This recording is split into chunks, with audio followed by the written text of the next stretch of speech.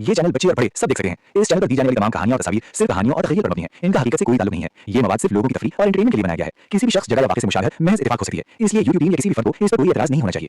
सिन्न 2002 में हैदराबाद के कंदन बाग इलाके में एक खानदान रहता था जिसमें मियां बीवी और 2 बेटियां थीं।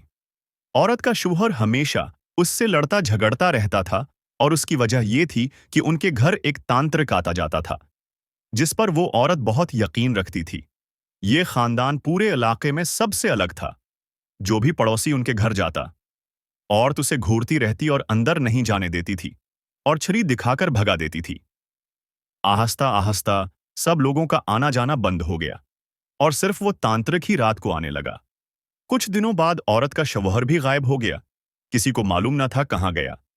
दिन में दोनों बेटियां अकेली खेलती रहतीं और हाथ में खून से भरी बोतल लेकर हुनिस्ती दौड़ती रहतीं। कभी वो बोतल रास्ते में गिरा देतीं, कभी घर के दरवाजे पर रख देतीं, जिससे पड़ोसी और ज्यादा डर गए और मुकम्मल तौर पर दौड़ हो गए।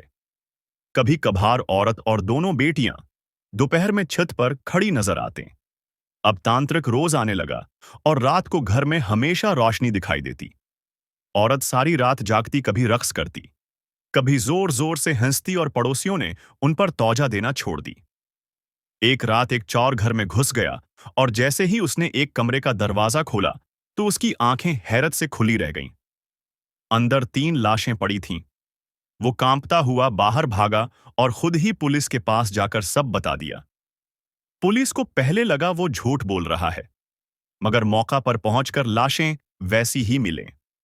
तफ्तीश से मालूम हुआ कि लाशें 6 माह पुरानी हैं। सुबह पड़ोसियों ने मानने से इनकार किया क्योंकि उन्होंने एक दिन पहले औरत को छत पर और बेटियों को खून की बोतल के साथ देखा था। पोस्टमार्टम के मुताबिक लाशें पुरानी थीं।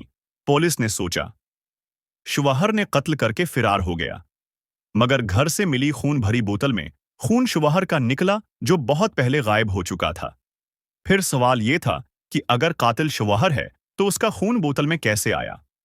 बिजली का कनेक्शन चेक किया गया तो मालूम हुआ कि 6 माह पहले ही बंद हो चुका था। पुलिस ने हर जाविये से जांच की, मगर आज तक कातिल और वो तांत्रिक कौन था मालूम न हो सका और आखिरकार केस बंद कर दिया गया। आज भी वो घर खाली और सुनसान है।